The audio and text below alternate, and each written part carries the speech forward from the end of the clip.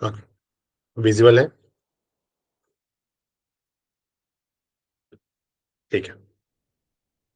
आज हम रीजन पढ़ने वाले थे कि क्या कारण होते हैं, राइट। डायबिटिक टाइप 1 और टाइप 2 के जो हमने देखे थे, उसमें अगर हम बात करें कारण की, कॉज की, तो सबसे फर्स्ट है टाइप 1 डायबिटीज। एक ऑटो इम्यून डिसऑर्डर है। ये क्या है? एक ऑटो इम्यून डिसऑर्डर है। अग्नाशय, पेनक्रियाज में इंसुलिन इंसुलिन बनाने वाली जो कोशिकाएं, जो सेल्स होती हैं, पर हमला करना और नष्ट करना। आपकी खुद की इम्यूनिटी जो है, राइट, ऑटो इम्यून डिसऑर्डर है। ये खुद के ही सेल्स को डैमेज कर देती हैं। टाइप 1 डायबिटीज को होने से रोकने का कोई तरीका नहीं है। इसको रोकने के लिए कोई तरीका नहीं है, आप इसको नहीं रोक सकते हैं, क्योंकि ये एक ऑटो इम्यून डिसऑर्डर है। जो आपकी खुद की जो इम्यूनिटी है, वो इस पे हमला करती है। खुद की इम्यूनिटी जो है वो इनको डैमेज करती है।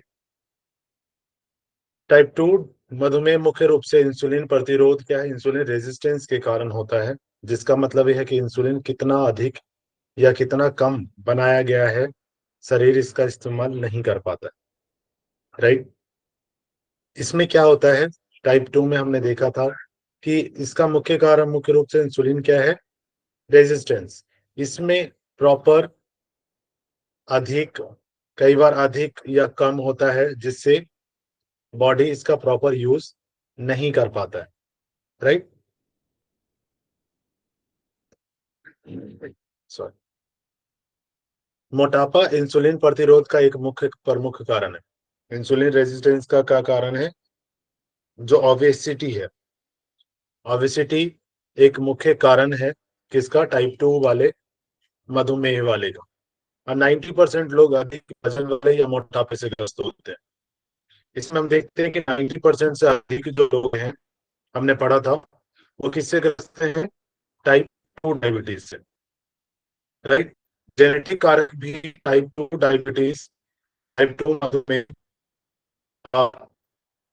के कारण में शामिल, राइट। जेनेटिक डिजीज के कारण भी टाइप 2 मधुमेह हो सकता है। क्लियर?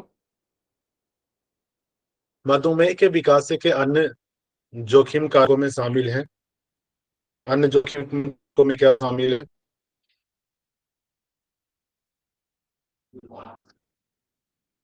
40 वर्ष या उससे अधिक आयु का होना। ऐसा देखा गया कि प्लस एज वाले हैं, उसमें उनमें मोस्टली डायबिटिक के चांसेस बढ़ जाते हैं, डायबिटिक होने के चांसेस बढ़ जाते हैं। Type 2 diabetes. रक्त वाहिका, जो ब्लड वेसल्स हैं, रोग, ब्लड वेसल्स जैसे आंखों, गुर्दे, किडनी, नर्व्स जो होती हैं, हार्ट, मस्तिष्क या हाथ और पैर में रक्त वाहिकाओं को नुकसान, जो आपके आर्टरीज हैं, ब्लड वेसल्स हैं, उसको डैमेज करता है। उच्च रक्तचाप, high blood pressure. High blood pressure के कारण भी ये प्रॉब्लम क्रिएट हो सकती है। उच्च cholesterol, high cholesterol level, cholesterol का लेवल क्या होता है, बढ़ सकता है। इसमें कोलेस्ट्रॉल का लेवल काफी ज्यादा बढ़ जाता है, राइट। और गर्भकालीन मधुमेह का इतिहास, अगर जो लेडीज हैं, जो वुमेन्स हैं, अगर उनको पहले गर्भ के समय, प्रेगनेंसी के टाइम में डायबिटीज रही है, तो चांसेस होते हैं कि आगे भी ये हो सकता है। प्री डायबिटीज या बिगड़ा हुआ उपवास, ग्लूकोज का इतिहास, क्या इसमें क्या है? प्री डायबिटीज, पहले से डायबिटीज रहा हो, और impaired fasting glucose, right, impaired fasting glucose. अगर उपवास, राइट, बिगड़ा हुआ उपवास, या किसी इस तरीके से कह सकते हैं आपकी फास्टिंग जो होती है, राइट, उस बेस पे भी ये चीजें कई बार होती हैं।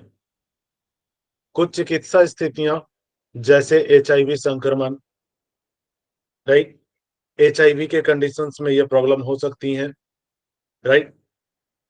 मानसिक स्वास्थ्य विकार, राइट, ये डिसऑर्डर्स हैं, जो ब्रेन डिसऑर्डर्स हैं, जैसे द्विध्रुवी विकार, बाइपोलर डिसऑर्डर होते हैं, डिप्रेशन, सीजोफ्रेनिया, राइट। सीजोफ्रेनिया से हम आगे देखेंगे, सीजोफ्रेनिया से ऑलरेडी क्वेश्चंस आ चुके हैं पहले नेट में, राइट, इसके ट्रीटमेंट को लेके कि सीजोफ्रेनिया में कौन से ट्रीटमेंट होंगी। क्लियर है? सीजोफ्रेनिया क्या है? दैट इज एक मानसिक बीमारी है, ठीक है। सॉरी। पॉलिसिस्टिक अंडाशय सिंड्रोम, पॉलिसिस्टिक ओवरी सिंड्रोम, ये भी हो सकता है। बाधक निद्रा आश्वासन, राइट, जो हमने देखा था पीछे, एपेनिया, राइट, बाधिक निद्रा श्वसन। एपेनिया में हमने देखा था कि श्वास अपने आप रुक जाती है कुछ समय के लिए, जो डेथ का रीजन भी हो सकता है। कुछ दवाओं का उपयोग, राइट, जैसे प्रेडिनिसोन, जैसे कॉर्टिकोस्टेरॉइड्स सच एज प्रेडिनिसोन, ये कुछ मेडिसिन हैं जिसके कारण भी ये हो सकता है। कुछ एंटीसाइकोटिक दवाएं, एंटीसाइकोटिक मेडिसिन जो होती हैं एचआईवी के लिए, कुछ एंटीवायरल दवाएं, इनके कारण भी डायबिटिक की प्रॉब्लम क्रिएट हो सकती है, टाइप 2 डायबिटीज, राइट। ये सिम रीजन थे जिसके कारण ये हो सकता है। लक्षण और सिम्टम्स एंड कॉम्प्लिकेशंस क्या है इसके, क्या सिम्टम्स हो सकते हैं, कॉम्प्लिकेशंस क्या क्या हो सकते हैं इसमें, ये हम देख लेते हैं। सॉरी। टाइप 1 डायबिटीज वाले लोगों का इलाज नहीं किया जा सकता है। जो टाइप 1 वाले डायबिटीज है, इनका इलाज करना बहुत मुश्किल काम है, नहीं किया जा सकता है। वे बार बार पेशाब जाते हैं, बार बार यूरिनेशन फील होना, यूरिनेशन जाना, और अत्यधिक प्यास महसूस करते हैं, काफी ज्यादा प्यास लगती है इनको। वे आमतौर पर बहुत थका हुआ महसूस करते हैं, काफी ज्यादा टायर्डनेस फील करते हैं, और सामान्य या अत्यधिक भोजन सेवन के बावजूद गंभीर वजन घटाने का अनुभव करते हैं।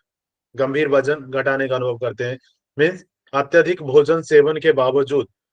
कई लोगों में ऐसा होता है कि वो खा रहे होते हैं कंटिन्यूअस, और फिर भी उनका वेट क्या होता है, घट रहा होता है, राइट, कंटिन्यूअसली डिक्रीज हो रहे होते हैं। So that is the symptoms हैं, ये कॉम्प्लिकेशंस हैं इसके। टाइप 2 डायबिटीज अगर आप देखें तो सॉरी, डायबिटीज के लक्षण आमतौर पर धीरे धीरे दिखाई देते हैं। टाइप 2 डायबिटीज आपको स्टार्टिंग में आप इसको पता नहीं कर सकते कि टाइप 2 डायबिटीज है। इसके जो सिम्टम्स हैं वो काफी टाइम के बाद दिखने शुरू होते हैं। टाइप 2 डायबिटीज वाले लोग जिनके रक्त शर्करा में नियंत्रण नहीं होता, राइट, ब्लड ग्लूकोज में जिनका कंट्रोल नहीं होता, वे अक्सर एक हल्की प्यास महसूस करते हैं, उनको प्यास लगती है, अक्सर पेशाब जाते हैं, इनमें भी यूरिनेशन काफी ज्यादा होता है, और अक्सर हल्की थकान महसूस करते हैं, और धुंधली दृष्टि की भी शिकायत करते हैं, राइट, इनको टायर्डनेस भी फील होता है, और धुंधली दृष्टि, देखने में जो ब्लर इनको दिखाई देने लगता है धीरे धीरे। कई लोगों में ऐसे भी सिम्टम्स होते हैं। मधुमेह हृदय रोग का एक प्रमुख कारण है। जो मधुमेह है, डायबिटीज, ये क्या है, सॉरी, हार्ट डिजीज का एक मुख्य कारण हो सकता है। हमने देखा था कि ब्लड ग्लूकोज की जब मात्रा बढ़ जाती है तो ये किस तरीके से हार्ट के ऊपर प्रेशर बढ़ाना शुरू कर देता है, राइट, क्योंकि ग्लूकोज का लेवल जो मेंटेन कर रहा था अगर नहीं मेंटेन होगा तो उसमें हार्ट के लिए जो ज्यादा खतरा उत्पन्न हो सकता है। क्लियर है? यौगिक ट्रीटमेंट क्या दे सकते हैं आप इनको, क्या यौगिक ट्रीटमेंट दिया जा सकता है जिनको डायबिटीज की प्रॉब्लम है? सटकर्म, सटकर्म क्या है, कुंजल लघु संख प्रक्षालन का अभ्यास कराया जा सकता है। आसन में इनको मस्तेंद्रासन, मयूरासन, भुजंगासन, धनुरासन, हलासन, मत्स्यासन, पश्चिमोत्तानासन, कपालभाति और नौली क्रिया। राइट। नौली क्रिया का भी अभ्यास करवाया जा सकता है। क्लियर है? षटकर्म में आप कुंजल, लघु संपक्षासन और नौली करवा सकते हैं, और बाकी आसनास में मस्तेंद्रासन, मयूरासन, जो मयूरासन कर सकते हैं उनको मयूरासन करवाएंगे। राइट। और भुजंगासन, धनुरासन, हलासन, मत्स्यासन, पश्चिमोत्तानासन, कपालभाति और भी आसनास आप करवा सकते हैं। ऐसा नहीं है कि सिर्फ ये मेंशन है, बट इनको ध्यान रखना है। क्लियर है? प्राणायाम में आप क्या करवाएंगे? उद्यान बंद, जो बंधास है।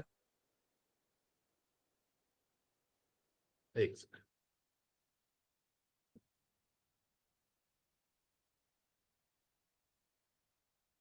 आप बंधास में आप इसको करवा सकते हैं, उद्यान बंद, मूल बंद, तड़ागी मुद्रा और अश्विनी मुद्रा। इसका अभ्यास करवाया जा सकता है। राइट। उसके बाद आप प्राणायाम के अभ्यास में क्या करवा सकते हैं? नाड़ी शोधन, भस्त्रिका, सूर्य भेदन, अनुलोम विलोम। इनका अभ्यास आप प्राणायाम में करवा सकते हैं। योग निद्रा और सोहम जप का अभ्यास कराया जा सकता है। आप उद्गीत का भी अभ्यास करवा सकते हैं। क्लियर हो गया? तो हम सब करेंगे एक बार, फिर हम आगे बढ़ते हैं। ओके। ठीक है। अगर जो डायबिटिक वाले पेशेंट है उनको दो चार ट्रीटमेंट आप जो वैसे नॉर्मली अगर आप किसी को ट्रीट कर रहे हो तो उनको ट्रीट किया जा सकता है। राइट। आप मेथी के दाने ले सकते हैं। मेथी के दाने को रात को भिगो दें और सुबह उनको या तो चबा के खाने बोले मेथी को, या तो पानी उसके मेथी का पानी दे दें। मेथी का पानी भी वो पी सकते हैं। जामुन का पाउडर आता है, आपने देखा होगा। जामुन के जो बीज होते हैं उनके पाउडर्स जो होते हैं वो मोस्टली अवेलेबल होते हैं in the Ayurvedic store. Right. आप किसी भी आयुर्वेदिक स्टोर में जाएंगे तो वो पूरे ईयर सीजनेबल, ऐसा नहीं है कि सीजनेबल है जब तो वो यूज कर सकते हैं, डायरेक्टली इनटेक कर सकते हैं। बट सीजन नहीं है तब भी वो वहां से लेके और उसका यूज किया जा सकता है। बेल की जो पत्तियां होती हैं, बेल आप सभी लोग जानते होंगे, जो मोस्टली शिवरात्रि में शिव जी के ऊपर चढ़ाया जाता है। राइट। उसकी पत्तियां, जो नई नई पत्तियां होती हैं बिल्कुल ऊपर वाली, उसका यूज कर सकते हैं। और दालचीनी का यूज कर सकते हैं। दालचीनी जो मसाले में यूज करते हैं उसके जो पाउडर होते हैं, दालचीनी का पाउडर, उसको यूज किया जा सकता है। कढ़ी पत्ता जो है वो भी ग्लूकोज लेवल को कंट्रोल करने में बहुत हेल्प करता है। क्लियर है? इन चीजों का यूज आप नॉर्मली कर सकते हैं for the diabetic patient. Clear हो गया?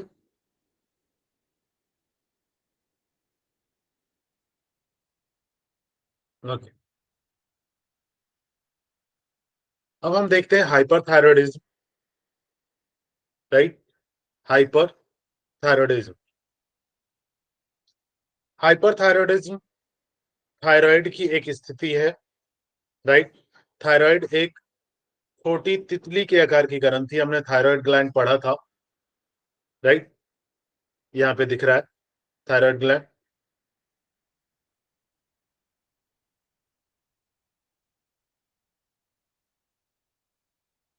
विजुअल है सभी को? ये थायराइड ग्लैंड है जो आपके थ्रोट के पास प्लेस्ड होता है, जो आपकी गर्दन के सामने स्थित होता है। राइट। ये कहाँ स्थित होता है, कहाँ प्लेस्ड होता है? In the front of your neck, throat. या टेट्राआइडो थायरोनिन, ये क्या सिक्रेट करता है? टेट्राआइडो टेट्राआइडोथायरोनिन, T4। आपने T3 T4 पढ़ा था, मैम ने पढ़ाया था, निकिता मैम ने, रिमेम्बर है T3 T4? तो T4 का जो नेम है, साइंटिफिकल नेम क्या है? टेट्रा आइडोथायरोनिन और tri iodothyronine, T3, right? Tri iodothyronine and tetra iodothyronine, ये T4 और T3 जो है।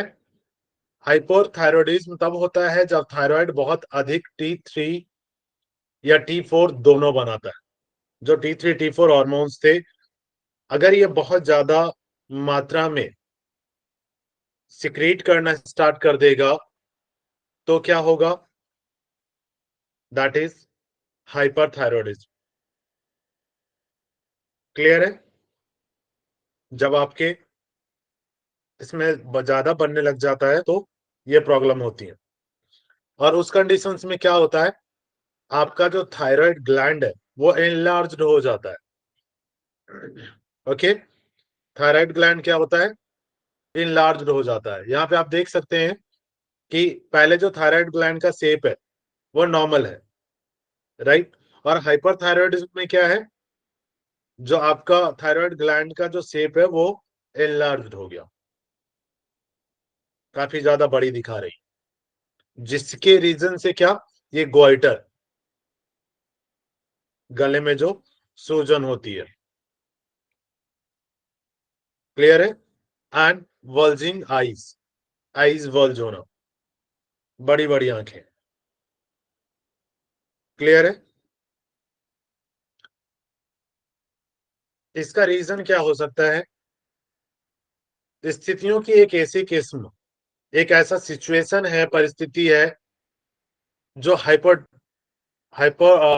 हाइपरथायरॉयडिज्म का रीजन बनती है, जैसे ग्रेव्स डिजीज, ग्रेव्स रोग, एक ऑटो इम्यून डिसऑर्डर, हाइपरथायरॉयडिज्म का सबसे आम कारण है।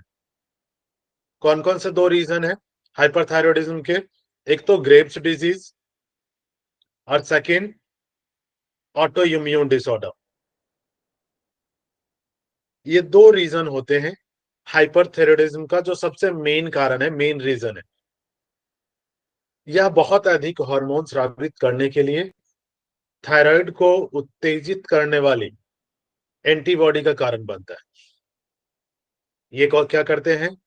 बहुत अधिक हार्मोन स्रावित करने के लिए, कि हार्मोन्स बहुत ज्यादा रिलीज करे, ये क्या करता है? थायराइड ग्लैंड को ये उत्तेजित करते हैं ताकि वो ज्यादा थायराइड और जो इंसुलिन और जो ज्यादा हार्मोन है वो सिक्रिएट करे, राइट? ग्रेव्स रोग पुरुषों की तुलना में महिलाओं में अधिक बार होता है। ग्रेव्स डिजीज मोस्टली किस में होती है? फीमेल्स में होती हैं।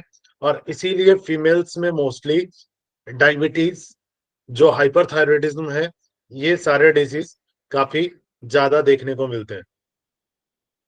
क्लियर है? यह परिवारों में चलता है जो एक आनुवंशिक लिंक का सुझाव देते हैं। ये भी एक ऐसा है कि पहले अगर फैमिली बैकग्राउंड रहा है इसका, तो भी ये ज्यादा होती है, कि पहले से ये लिंक्ड रहता है, कि किसी न किसी, वो भी एक कारण हो सकता है। सॉरी, हाइपरथायरॉयडिज्म के अन्य रीजन में और क्या क्या शामिल हो सकते हैं, और कारणों में क्या शामिल हो सकते हैं? अतिरिक्त आयोडीन। हम ये सभी जानते हैं कि आयोडीन जो कि अगर का ज्यादा होता है, आयोडीन की मात्रा अगर बॉडी में ज्यादा हो रही है, तो T3 और T4 में एक प्रमुख घटक है, ये इसको इंक्रीज कर देंगे। क्लियर है? थायरॉयडिटिस या थायराइड की सूजन, जो थायराइड ग्लैंड की स्वेलिंग है, जो ग्रंथि से T4 और T3 का रिसाव का कारण बनती है। इसमें जो सूजन है, राइट, एंड थायराइडिटिस, ये एक रीजन बनती है जिससे T4 और T3 का रिसाव होता है, मीन सिक्रिएट होता है। सॉरी, अंडाशय या वृषण के ट्यूमर, ओवरी और टेस्टिकुलर ट्यूमर्स, ये भी एक कारण है कि अगर ओवरी या टेस्टिस में जो ट्यूमर है,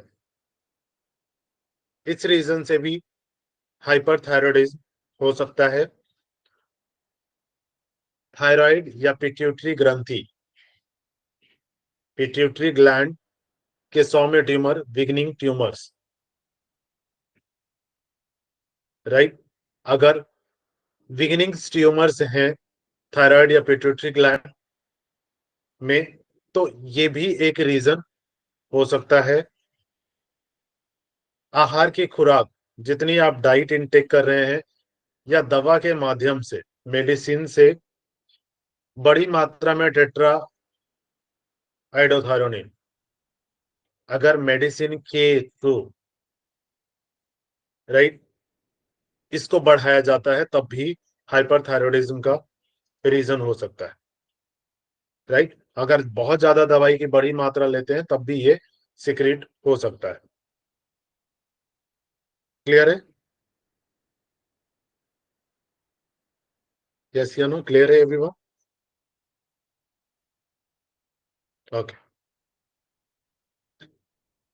सिम्टम्स क्या हो सकते हैं हाइपरथायरॉयडिज्म के? T3 या T4 या दोनों की उच्च मात्रा, अधिक उच्च चयापचय, हाई मेटाबॉलिज्म दर का कारण बन सकती है। अगर T3 T4 काफी ज्यादा एक्सट्रीम लेवल में सिक्रिएट हो रहा है, तो उस कंडीशन में क्या होगा? आपका मेटाबॉलिज्म का रेट बहुत हाई हो जाएगा। अब एक बात बताइए, अगर मेटाबॉलिज्म का रेट हाई हो जाएगा तो क्या होगा? मान के चलिए आप खाना खाते हैं, राइट, और बॉडी को जितनी एनर्जी लिमिटेड है, जितनी जरूरत है, आपने खाना खाया, उतनी एनर्जी आपकी बॉडी को मिल गई। क्लियर है? जब आपका मेटाबॉलिज्म का प्रोसेस नॉर्मल है, उस कंडीशन में मेटाबॉलिज्म हुआ और आपकी बॉडी को एनर्जी मिल गई, जो ग्लूकोज था, जो वो कन्वर्ट हुआ और फिर आपको वो एनर्जी में कन्वर्ट हो गया। अब जब मेटाबॉलिज्म रेट हाई होगा तो आपको भूख भी ज्यादा लगेगी। यस या नो? अगर मेटाबॉलिज्म रेट बढ़ गया तो भूख भी तो ज्यादा लगेगी ना आपको। यस। कई लोगों को आपने यस देखा सर। है कि कहते हैं कि सर हम खाना तो बहुत खाते हैं। कई लोगों को आपने देखा होगा, कई लोगों से जब आपने बात किया होगा, तो वो कहते हैं सर खाना तो हम बहुत खाते हैं, राइट, लेकिन वेट कंटिन्यू कम हो रहा है, वेट इंक्रीज ही नहीं होता है, राइट, और भूख भी उनको बहुत ज्यादा लगती है। तो जब इतना खाना खा रहे हैं तो वेट गिरना नहीं चाहिए। ये दोनों तो अपोजिट है ना। अगर प्रॉपर मात्रा में अगर वो इनटेक कर रहे हैं तो एनर्जी भी ज्यादा मिल रही है, राइट, और एनर्जी ज्यादा मिल रही है तो मसल्स ग्रोथ, बाकी चीजें भी, बॉडी का ग्रोथ प्रॉपर होगा। क्लियर है? बट कंटिन्यूअस वेट डिक्रीज होता है। उसका रीजन क्या होता है? Hyper metabolic rate. मेटाबॉलिज्म का रेट बहुत ज्यादा हाई हो जाता है, राइट, जिससे वो कंटिन्यूअस एनर्जी कंज्यूम कर रहा है। क्लियर है? मेटाबॉलिज्म में कंटिन्यूअस एनर्जी खत्म हो रही है, आपको पता है ना, मेटाबॉलिज्म में बहुत ज्यादा एनर्जी लगती है। यस या नो? मेटाबॉलिक प्रोसेस के लिए काफी ज्यादा एनर्जी चाहिए। तो जब हाई मेटाबॉलिज्म होगा तो क्या होगा? काफी ज्यादा एनर्जी उसमें वेस्ट होगी, तो वो बाकी एनर्जी बॉडी यूज नहीं कर पाएगा और वो कंटिन्यूअस वेट डिक्रीज होता जाएगा, वेट डाउन होता जाएगा। क्लियर है? एक हाइपर मेटाबॉलिक स्थिति में, इस कंडीशंस में क्या होता है, आप तेजी से हृदय गति, आपका हार्ट रेट क्या होता है, काफी ज्यादा हाई हो जाता है, ऊंचा रक्तचाप, ब्लड प्रेशर भी हाई हो जाएगा, और हाथ कांपने का अनुभव कर सकते हैं, वाइब्रेशन इन योर हैंड्स, ये आपको फील हो सकता है। आपको बहुत पसीना आ सकता है, काफी ज्यादा स्वेटिंग होगी, क्यों? क्योंकि मेटाबॉलिक रेट बहुत ज्यादा हाई चल रहा है, कंटिन्यूअस प्रोसेस चल रही है, राइट। और गर्मी के लिए कम सहनशीलता विकसित हो सकती है, आप एडजस्ट नहीं कर पाएंगे खुद को, समर में बहुत मुश्किल होती है।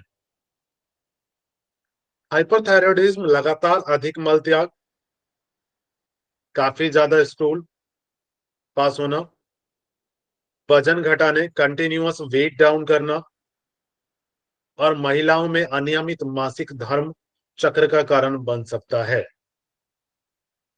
राइट।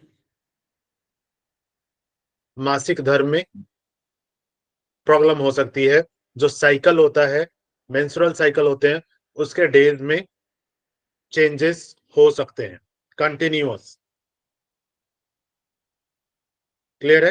एंड मोस्टली अभी देखने में आ रहा है hyperthyroidism and hypothyroidism, this is the mostly happening in the females, and they are just disturbing this all things. Clear? संभवतः थायराइड ग्लैंड खुद एक कंडमाला घेगा ग्वाइटर में सूजन कर सकती है, राइट। ये स्वेलिंग क्रिएट कर सकती है, ग्वाइटर जो डिजीज कहा गया है, वो थायराइड ग्लैंड में ही क्या होती है, स्वेलिंग आ जाती है, जिसको हम ग्वाइटर कहते हैं। क्लियर?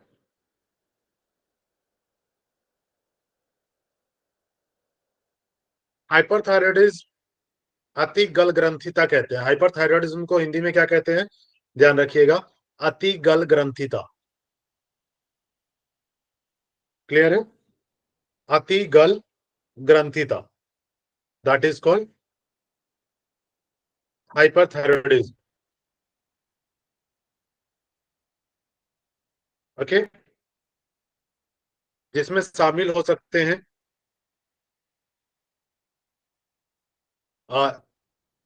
लक्षण, इसमें क्या क्या हो सकते हैं, सिम्टम्स क्या हो सकते हैं, इंक्रीज एपेटाइट, भूख बढ़ना, नर्वसनेस, घबराहट फील होना, रेस्टनेस, रेस्टलनेस, बेचैनी, इन एबिलिटी टू कॉन्सेंट्रेट,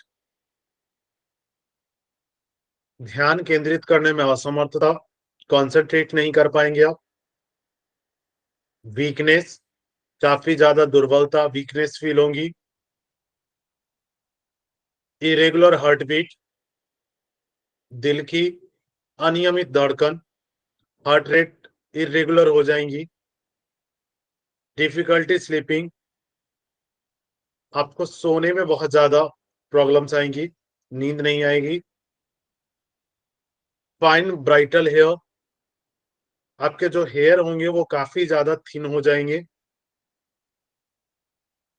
इचिंग, काफी ज्यादा खुजली होंगी, इचिंग होगा, hair loss, continuous hair loss होता रहेगा इसमें, नोजिया एंड वोमिटिंग, आपको मतली और उल्टी फील हो सकती हैं, ब्रेस्ट डेवलपमेंट इन मैन, पुरुषों में स्तन विकास, right, breast development in man, ये भी एक हाइपरथायरॉयडिज्म का रीजन है।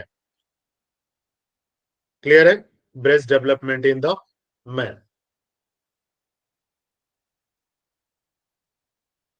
क्लियर हो गया हाइपरथायरॉयडिज्म क्या रीजन होते हैं, क्या सिम्टम्स होते हैं? और परमिला जी, प्रशांत जी, ठीक है। समझ आ रहा है सभी को? कोई प्रॉब्लम तो नहीं हो रही?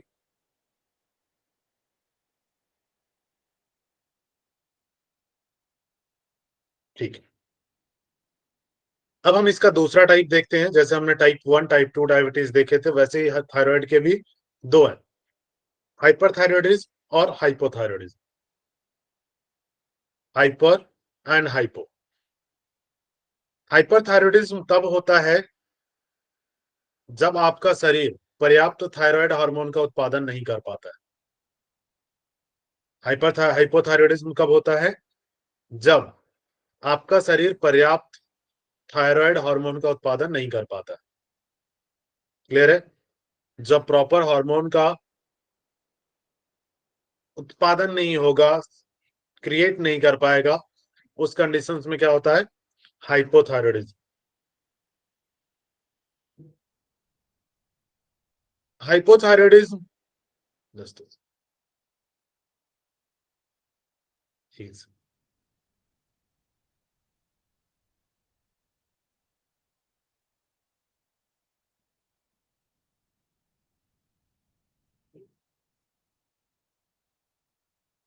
यहाँ पे क्लियर है? हाइपोथायरॉयडिज्म में क्या है?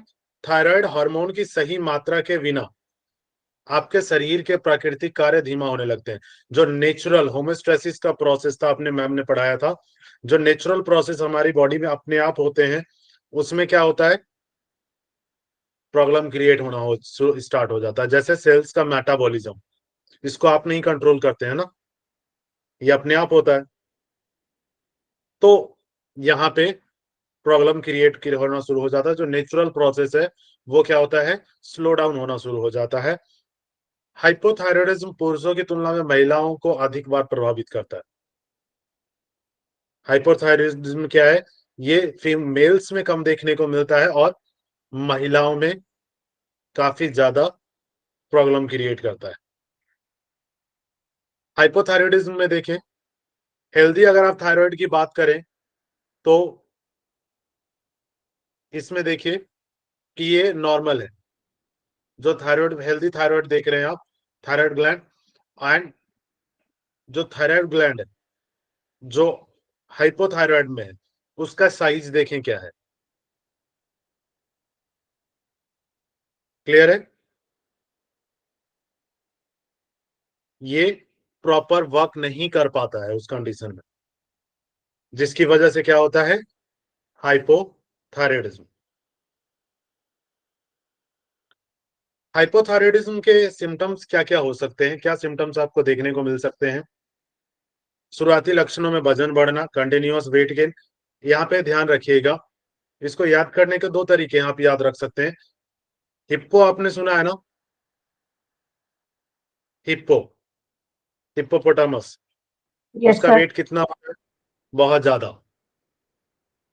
है ना? तो हिप्पो से क्या होगा? हाइपो। हिप्पो से क्या होगा? हाइपो। और क्योंकि उसका वजन बहुत ज्यादा होता है, तो हाइपो में क्या होता है? वजन बढ़ता है। क्लियर? तो कई बार पूछ दिया जाता है कि हाइपोथायरॉयडिज्म में वेट बढ़ता है या घटता है? तो हाइपो में वेट बढ़ता है। और घटता किस में है? मनीष जी, किस में घटता है? हाइपर।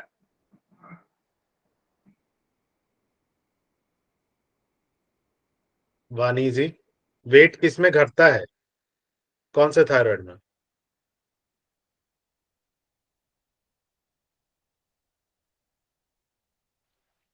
वानी जी,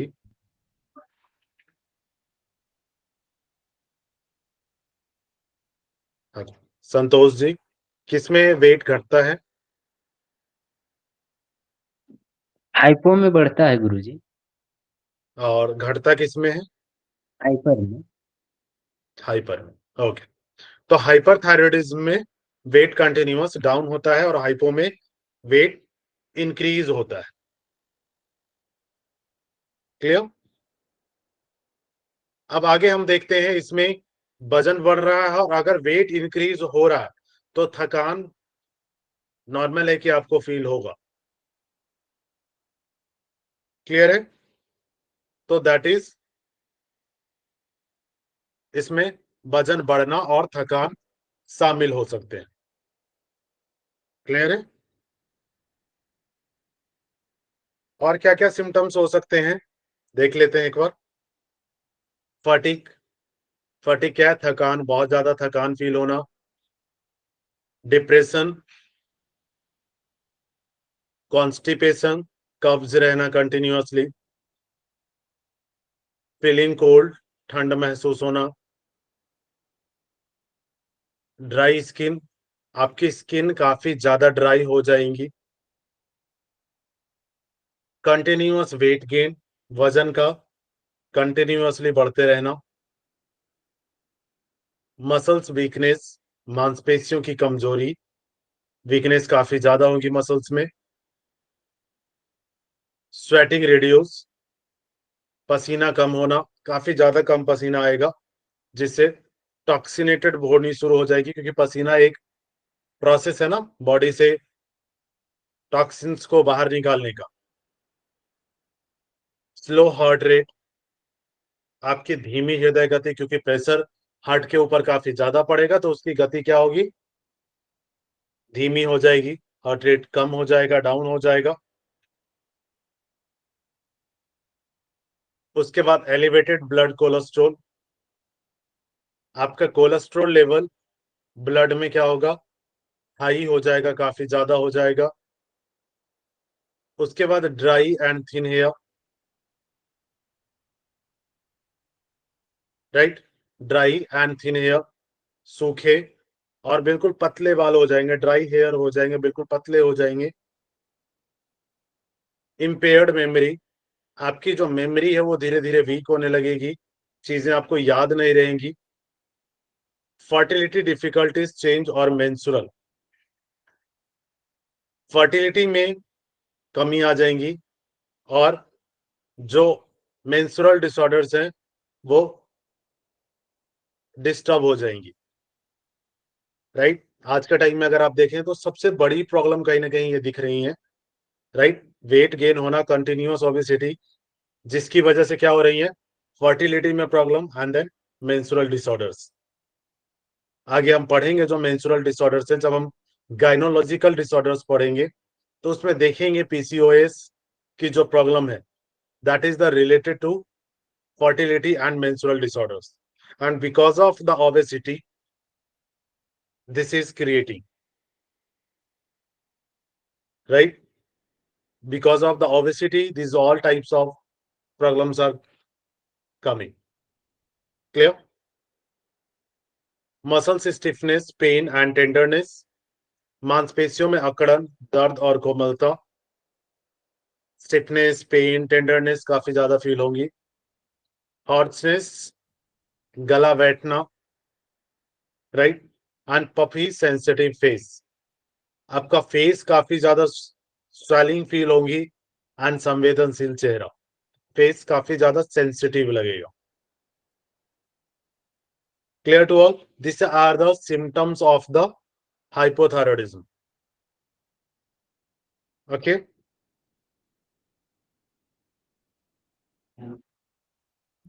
What is the treatment of that disease? एक ऑटो इम्यून स्थिति, एक ऑटो इम्यून प्रॉब्लम है और एक अंडर एक्टिव थायराइड, राइट। एक क्या है? Auto immune. रीजन क्या हो सकते हैं? या तो ऑटो इम्यून या अंडर एक्टिव थायराइड, आपका थायराइड प्रॉपर एक्टिवेटेड ना हो, इस कंडीशंस में ये प्रॉब्लम क्रिएट हो सकती हैं। ट्रीटमेंट में आप क्या करेंगे? षटकर्म, कपालभाति, कुंजल। षटकर्म में क्या क्या? कपालभाति, कुंजल और भाती क्रिया का अभ्यास कर सकते हैं। प्राणायाम में उज्जयी ब्रीथ सबसे बेटर है और भ्रामरी प्राणायाम। Jalandhar one is also good in that, and Mahavan. जालंधर बंद और महाबंद का अभ्यास किया जा सकता है। महामुद्रा, पासिनी मुद्रा, असंक्रांति मुद्रा। महामुद्रा, पासिनी मुद्रा और सिंह क्रांति मुद्रा, इनका भी अभ्यास किया जा सकता है। आसनों में क्या कर सकते हैं? सिंहासन, विपरीत करनी एंड सर्वांगासन, हलासन, कर्णपीडासन, चक्रासन, मत्स्यासन, सूर्य नमस्कार, मार्जरी आसन, जानु शीर्षासन, भुजंगासन, हलासन और मत्स्यासन का अभ्यास आप इनको करवा सकते हैं। क्लियर है? These all are the asanas for hyper and hypothyroidism. Clear to all? हाँ, संतोष जी पूछ रहे हैं कुछ, Somapiti ji. Sir PCOD and PCOS same है क्या या फिर अलग है? PCOD is the starting phase of the PCOS. Clear है सोमपीति जी? ओके सर, ठीक है, thank you. PCOD starting phase है जब पीसीओडी ट्रीट नहीं होता है ना, and it is continuously going, जैसे आपका 2 मंथ या 3 मंथ या 4 मंथ तक मेंस्ट्रुअल साइकिल कंटिन्यूअस नहीं चल रहा है। क्लियर है? जी वो सिम्टम्स हो सकते हैं, दैट इज पीसीओडी। ओके। लेकिन अगर ये टाइम पीरियड साल भर, 2 साल, 3 साल कंटिन्यूअस चलती है, there is a no menstrual cycle, that is converted in the PCOS. Okay sir, okay, clear sir, thank you. Clear है? आगे हम पीसीओएस में देखेंगे कि क्या क्या रीजन होते हैं। ठीक है, मैंने इसमें दिया हुआ है, पीसीओएस भी है इसमें, वहां पे मैं आपको क्लियर कर दूंगा। ठीक है,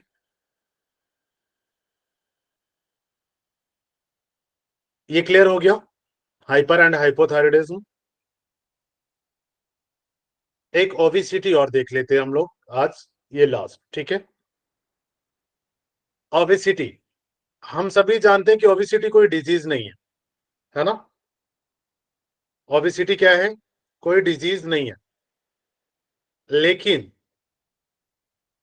ओबेसिटी एक ऐसी प्रॉब्लम है जो सारे डिजीज को क्रिएट कर सकती है। राइट?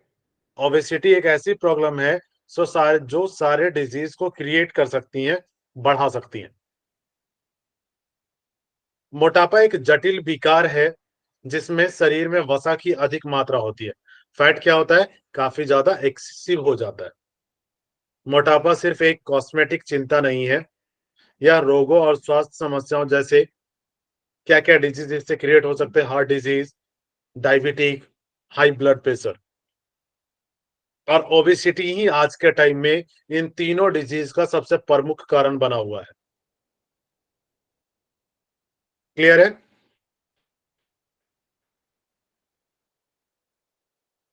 इसके सिम्टम्स क्या हो सकते हैं, लक्षण क्या हो सकते हैं? मोटापा का निदान तब किया जा सकता है जब आपकी बॉडी मास इंडेक्स बीएमआई 30 या उससे अधिक होता है। क्लियर है? अगर 30 या उससे अधिक है तब आप इसको ट्रीटमेंट करने की जरूरत है। कई बार बॉडी मास इंडेक्स पूछा गया है पिछली बार कुछ एग्जाम्स में कि किस बॉडी मास इंडेक्स को किस कैटेगरी में रखना चाहिए। बॉडी मास इंडेक्स क्या है? राइट? तो बॉडी मास इंडेक्स आप यहां पे देख सकते हैं कि बिलो 8.5, अगर बॉडी मास इंडेक्स जो बॉडी में मसल्स की जो क्वांटिटी है उसके बेस पे इसको काउंट किया जाता है। अगर 18.5 है, दे आर अंडरवेट। राइट। अगर बॉडी मास इंडेक्स 8.5 है तो वो क्या होगा, अंडरवेट होगा, और उससे नीचे भी है वीलो, वो अंडरवेट में आएगा। अगर बॉडी मास इंडेक्स 18.5 टू 24.9 है, दैट इज नॉर्मल। कई बार क्वेश्चन में यही पूछा गया है कि एक व्यक्ति का बॉडी मास इंडेक्स नॉर्मल क्या है, उसका रेट क्या है, और आपको ऑप्शन में ये दे दिए जाएंगे। क्लियर है?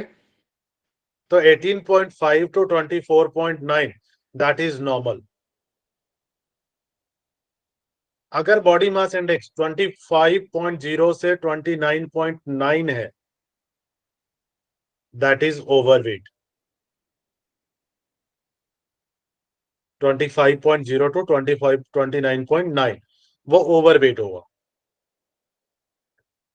अगर बॉडी मास इंडेक्स 30.0 से 34.9 है, that is obvious class first. Obesity क्या है, क्लास फर्स्ट में ये स्टार्टिंग। 35.0 से 39.9 ऑब्वियस क्लास 2, एंड 40.0 से हायर, उससे ऊपर extreme obesity class third. Clear हुआ?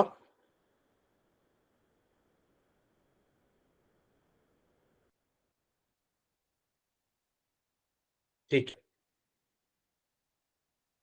रुचि जी, ऑब्वियस क्लास फर्स्ट का क्या होगा, कितना होना चाहिए बॉडी मास इंडेक्स?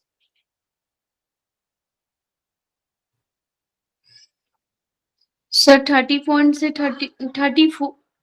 से 34.9 से हो उतना होगा तो ओबेसिटी क्लास फर्स्ट होगा। गुड, बहुत बढ़िया। ओके, निधि जी, अंडरवेट में क्या होगा बीएमआई? सर बीएमआई से 18.5 से बिलो होगा। ओके, ओवरवेट कौन होगा परमिला जी, क्या बीएमआई होगा? 25 से 29.9। ओके, क्लियर हो गया सभी को? और हिना जी बताएंगे नॉर्मल कितना होता है बीएमआई? हिना जी, एक नॉर्मल पर्सन का। सर 18.5 से 24.9। 18.5 से 24.9 जी अलग अलग हो सकते हैं इसके, ठीक है, बट एक नॉर्मल जो सीक्वेंस है वो आप याद रखेंगे। क्लियर है ना? अगर 18.5 से ऊपर है और 25 तक में है, दैट इज नॉर्मल में। क्लियर हो गया? ओके। रीजन क्या हो सकते हैं? यद्यपि शरीर के वजन पर आनुवांशिक, राइट, आनुवांशिक, जेनेटिक, व्यवहारिक और हार्मोनल प्रभाव होते हैं, राइट। मोटापा तब होता है, ओबेसिटी कब होती है, जब आप व्यायाम के सामान्य दैनिक गतिविधियों के माध्यम से जलाए जाने से अधिक कैलोरी लेते हैं। जितना आप खर्च कर रहे हैं उससे ज्यादा कैलोरी अगर आप इनटेक कर रहे हैं, आपका शरीर इन अतिरिक्त कैलोरी को वसा के रूप में संग्रहित करता है। अगर अधिक कैलोरीज इनटेक कर रहे हैं तो क्या करेगा, फैट के रूप में कन्वर्ट करके वो स्टोर कर देगा। मोटापा विली सिंड्रोम, कुशिंग सिंड्रोम जैसे मोटापे के कारण कभी कभी एक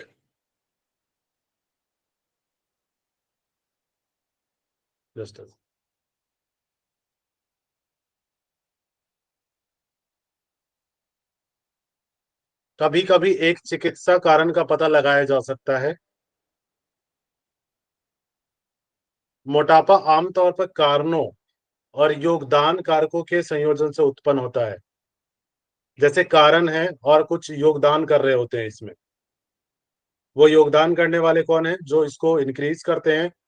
जेनेटिक्स, आनुवांशिकी हो सकता है, जेनेटिक्स डिसऑर्डर्स, फैमिली अगर लाइफ स्टाइल है, अब मोस्टली लाइफ स्टाइल डिसऑर्डर्स में आता है ओबेसिटी, इनएक्टिविटी, निष्क्रियता, कुछ न करना, अनहेल्दी डाइट, अस्वास्थ्यकारी आहार, मेडिकल प्रॉब्लम्स कई हो सकती हैं जिससे कंटिन्यूअस वेट इंक्रीज होगा, सर्टेन मेडिकेशंस, कुछ दवाएं भी हैं, सोशल एंड इकोनॉमिक इशू, सामाजिक और आर्थिक मुद्दे भी हो सकते हैं, एज फैक्टर हो सकता है, प्रेगनेंसी में हो सकता है वेट इंक्रीज काफी ज्यादा, क्विटिंग स्मोकिंग, धूम्रपान छोड़ने पे भी वेट गेन काफी हो सकता है, लैक ऑफ स्लीप, अगर प्रॉपर नींद नहीं ले रहे हैं उस कंडीशंस में भी हो सकता है। यौगिक ट्रीटमेंट आप क्या करवाएंगे? षटकर्म में कुंजल, लघु शंख प्रक्षालन, कपालभाति और अग्निसार क्रिया का अभ्यास करवाएंगे जिससे उनका जो मेटाबॉलिक रेट है वो बढ़े, जो कैलोरीज उन्होंने इंटेक किया है वो कम हो। सूर्य नमस्कार, पश्चिमोत्तानासन, धनुरासन, उत्तान पादासन, वज्रासन, इनका अभ्यास। प्राणायाम में भस्त्रिका, सूर्यवेदी, नाड़ी शोधन, भ्रामरी प्राणायाम का अभ्यास, महाबंध का अभ्यास और योग मुद्रा का अभ्यास कराया जा सकता है जो ओबेसिटी के पेशेंट हैं, जिनको काफी ज्यादा ओबेसिटी है। क्लियर? आज हम यहीं तक रखते हैं, कल हम मेटाबॉलिक सिंड्रोम, कल नेक्स्ट मंडे मेटाबॉलिक सिंड्रोम करेंगे। क्लियर हो गया? तो मंडे तो छुट्टी होगी ना? हाँ, आई थिंक होली की छुट्टी होगी, तो नेक्स्ट क्लास में हम लोग कंटिन्यू करेंगे। कोई क्वेश्चन तो नहीं?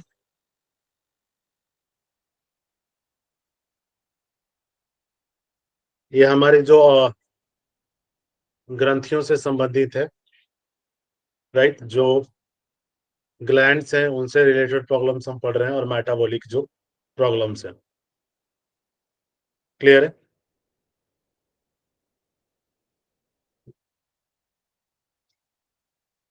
चलिए, आई थिंक सबको क्लियर होगा। मेटाबॉलिक के बाद हम आगे फिर गायनोलॉजिकल डिसऑर्डर्स पढ़ेंगे, एंड देन उसके बाद फिर आपके स्पाइनल डिसऑर्डर्स हैं वो भी हम इसमें देखेंगे, और फिर मानसिक विकार जो है वो भी देखेंगे। क्लियर है? चल, धन्यवाद आप सभी का। हरिओम।